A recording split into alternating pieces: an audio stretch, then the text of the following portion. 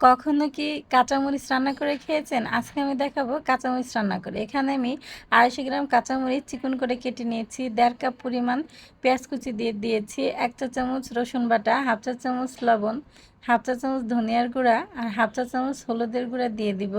আর দিয়ে দিব 1/3 কাপ পরিমাণ সয়াবিন তেল আর 1/3 কাপ পরিমাণ সরিষার তেল। এখন আমি সবগুলো উপকরণ একটু নেড়েচেড়ে মেখে নিব। আর সরিষার তেল দেওয়াতে একটা আচারের ফ্লেভার আসে।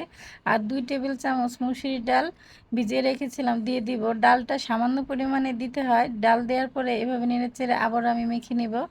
তারপরে হাত ধুয়ে পানি দিয়ে দিব। বেশি পানি দিতে হবে না, অল্প পরিমাণ পানি দিলেই হবে। তার ঢাকনা দিয়ে আমি 5 মিনিটের মতো রান্না করে নিব। 5 মিনিট পরে চলে আসছে, এভাবে বলক চলে এসেছে। এখন আমি একটু নেড়েচেড়ে দিব, দিয়ে আবারও ঢাকনা দিয়ে ঢেকে পুরোপুরিভাবে রান্না করে নিব। আরও 2 মিনিট রান্না করার পরে এখন আমি ঢাকনা খুলে ধনিয়া পাতা কুচি দিয়ে দিব। দেওয়ার পরে একটু নেড়ে চেড়ে দিব। সুন্দর একটা কালার চলে আসছে আর তেলও ছেড়ে দিয়েছে। যারা ঝাল পছন্দ করেন তারা যদি একবার এইভাবে কাঁচামরিচটা রান্না করে খান তাহলে এই কাঁচামরিচের প্রেমে পড়ে যাবেন।